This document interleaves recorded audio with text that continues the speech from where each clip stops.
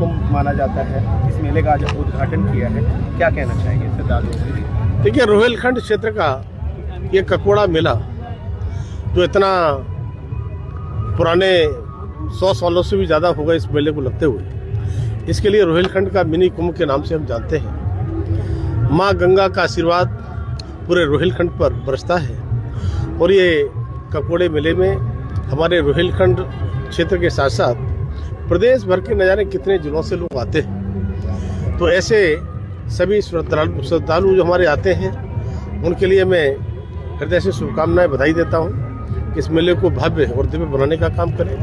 और मैं कह सकता हूं कि हमारी भारत सरकार हो या उत्तर प्रदेश की सरकार हो, ये डबल इंजन की सरकार में जहां पर हम विकास की बात करते हैं ना, विरासत भी संभालने और सजने की बात करते हैं। और इसी तरह से इस मेले को लगातार हम देख रहे हैं। मैं भी बचपन से इस मेले में आता रहा हूँ।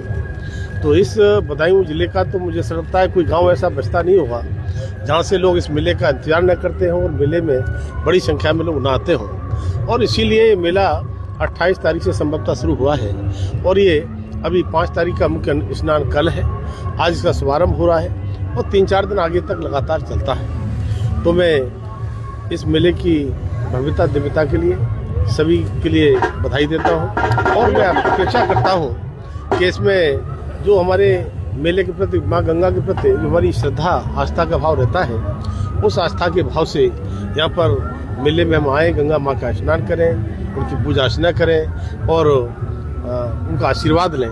साथ में ये भी ध्यान रखें, आदरणीय प्रधानमंत्री जी ने जब से 2014 से स्वच्छ भारत मिशन चलाया है, तो हम सभी अकेले प्रशासन के करने से स्वच्छता नहीं रहेगी।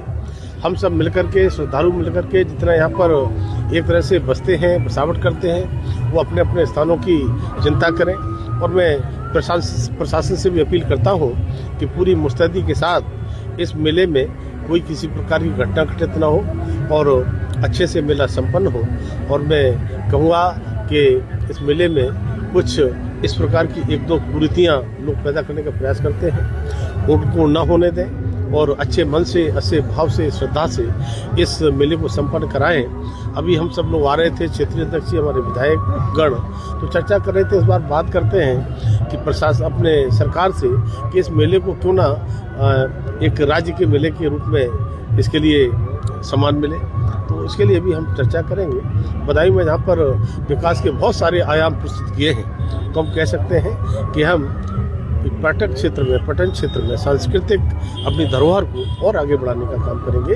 और इस मेले की सफलता के लिए जिला पंचायत के लिए, मैं सभी सफाई कर्मियों के लिए लगातार सफाई सुरक्षा की चिंता करते हैं, यहाँ पर पुलिस व्यवस्था से लेकर प्रशासनिक व्यवस्था से लेकर के सभी लोग इसमें जुटेंगे। और मैं सभी के लिए एक तरह से शुभकामनाएं देता हूँ इस मेले को अच्छे से संपन्न करें। मंत्री जी, आज के मेला घोषित करने की बहुत समय से बात चलती है, तो बीजेपी का ऊपर से लेकर नीचे तक हर तरफ आप लोग की सरकार है, ये बेसिक सी चीज़ नहीं हो पा रही। अभी जो आपने खुद ही कहा, देखिए ये बात जो आप कह रहे हैं ये हमको खुद ही और लगा हमें कि इस बार हम पहले से चिंता और चर्चा करेंगे और पर्यटन मंत्री जी हैं उनसे भी चर्चा करेंगे और हमारे मुख्यमंत्री से नहीं अटक नहीं रही है। अभी सही बात तो ये है कि हमने जिस लेवल पे जैसे बात करना चाहिए गंभीरता से, उस तरह से बात नहीं हुई है और मिलकर के इस मुहिम को हम आगे बढ़ाएंगे और आने वाले समय में ये राजकीय मेला कैसे घोषित हो इसके लिए पूरा प्रयास है। मंत्री जी, एक आप लोग मतलब बीजेपी के ऊपर एक दाग लगाने वाली बात कल कही है शिवपाल सिंह यादव ने कि विधायक जो है, खासतौर से बदायूं के विधायकों को उन्होंने चिन्हित करते हुए बोला कि जमीन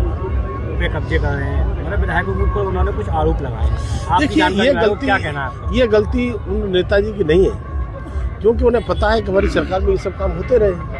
तो जो होते रहे हैं उनके घोटाले, जमीनों पे कब्जे, मकानों पे कब्जे, तो उन्हें वही दिखाई पड़ता है। तब मैं कहूँगा समाजवादी पार्टी के नेताओं से अपने गिरमान में झाँक करके देखें 2017 से पहले का क्या हाल था, लेकिन आज सबका साथ, सबका विकास, सबका विश्वास और सबका प्रयास माननीय मोदी जी केवल कहते ही नहीं, उसे सरताज करने का काम करते हैं। और योगी जी ने 2017 से जिससे इस कानून व्यवस्था को चुस्त और दुरुस्त किया है, इससे समाजवादी पार्टी के लोग कुछ डरे से हमें रहते हैं, तो उन्हें अपनी चीज़ें याद आ जाती हैं कि हमारे ज़माने में ये होता था, हो सकता ही ऐसा होता हो। इसलिए मैं कहता हूँ समाजवादी पार्टी की चिंता करें और सोचें कि समाजवादी पार्टी गुंडे अब गुंडे कर नहीं पाएंगे और कहीं किसी तरह से कब्जे होंगे तो हम होने नहीं देंगे। ठीक।